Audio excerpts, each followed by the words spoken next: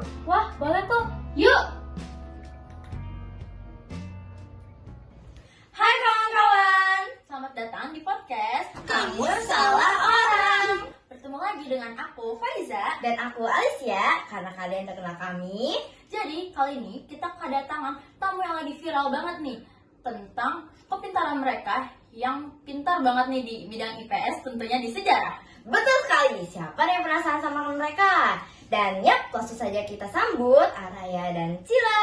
Hai, halo semuanya, kenalin nama aku Kira Shalifah Zakitinia dari kelas 8E. Dan aku Araya Sabita Prawasari Siregar dari kelas 8E. Halo Ray, halo Cila. Hai. Jadi gimana nih perasaan kalian datang ke podcast kita? Seneng banget. Syukur banget kalian senang ya. Nah, kalian kan lagi viral nih gara-gara cerita kalian tentang sejarah perang di Indonesia. Nah, boleh nggak kalian ceritain lagi satu perang di Indonesia buat kita? Boleh banget dong. Jadi kita akan menceritakan Perang Banjar. Wow, kayaknya bakal menarik dan mengedukasi banget sih. Langsung aja yuk kita tanya-tanya tentang perang Banjar. Buat awalan dulu nih, kalian boleh kasih tahu kita nggak sih perang Banjar itu apa sih?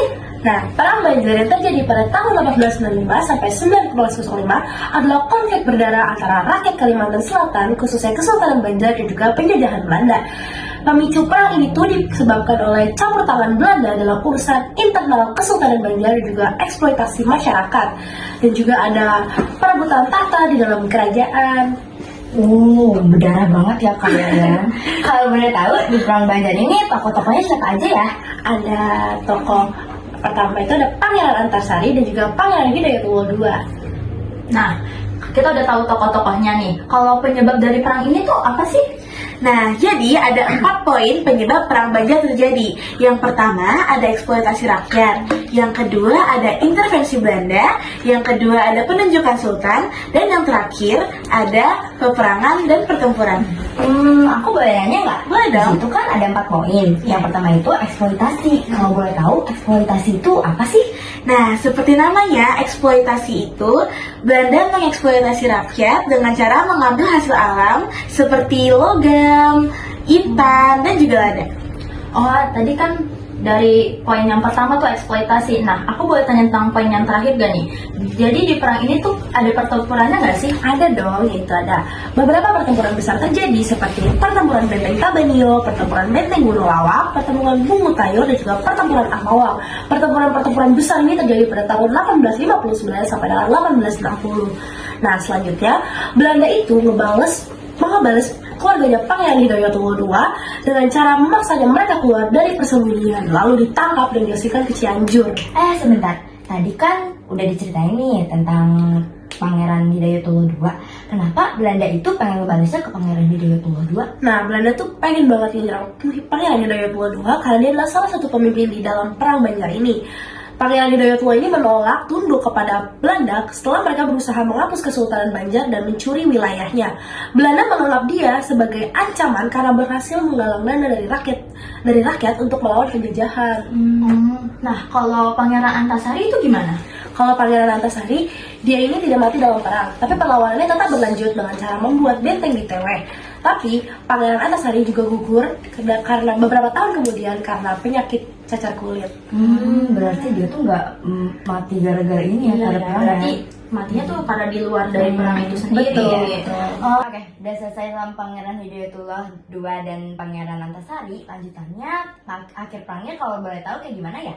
Nah, pada akhirnya Perang Banjar berakhir pada 11 Oktober 1862 dikarenakan Pangeran Antasari sakit dan meninggal pada masa itu. Walaupun ada pemimpin lokal yang melanjutkan perjuangan Pangeran Antasari, tetapi tetap saja Belanda menguasai Kesultanan Banjar pada tahun 1905. Agak lupa-lupa dikit gak apa-apa Iya, ya? maaf ya. Apa dong? Tapi menarik banget nih kayaknya nih. Nah, kalian kan udah cerita banyak nih tentang Perang Banjar ini. Kira-kira ada yang belum dijelasin gak nih? Ada dong, dampak dari perang ini adalah yang pertama penghapusan Kesultanan Banjar, yang kedua ada eksploitasi rakyat, dan yang terakhir ada penerapan pemerintah kolonial. Itu dampak-dampaknya. Iya. Nah, jadi inti dari perang Banjar ini tuh bisa dibilang upaya Belanda untuk menguasai Kalimantan ya? Iya, Betul.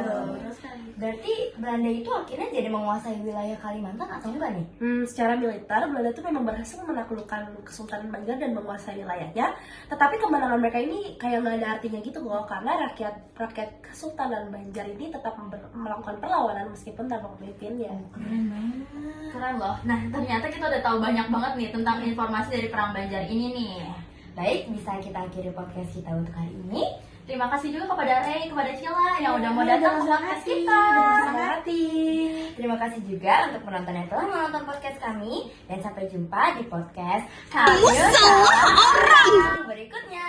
Dadah! Bangun, Ter. Tuh, podcastnya udah selesai. Jadi gimana perang Banjar? Jadi, perang Banjar itu terjadi karena adanya konflik antara rakyat Kalimantan dan juga penjajah Belanda. Nah, ada juga penyebab perang Banjar, yaitu eksploitasi rakyat, intervensi, penunjukan sultan, perang dan pertempuran. Ada juga dampak dari terjadinya perang Banjar, yaitu penghapusan Kesultanan Banjar, eksploitasi rakyat, dan juga penerapan pemerintahan kolonial. Oh, ternyata sejarah perang Banjar menarik banget ya, keren.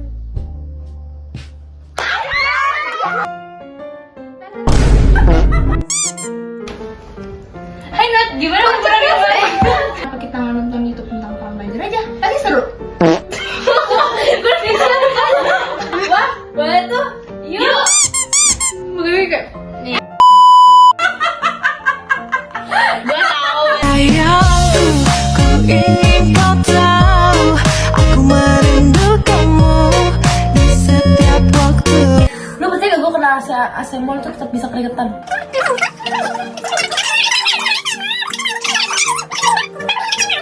Yang pertama ada eksploitasi. Yang kedua ada penunjukan sultan. Dan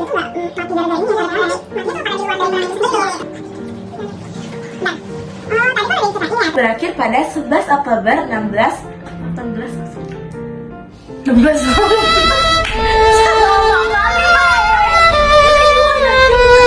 dikarenakan perang Pangeran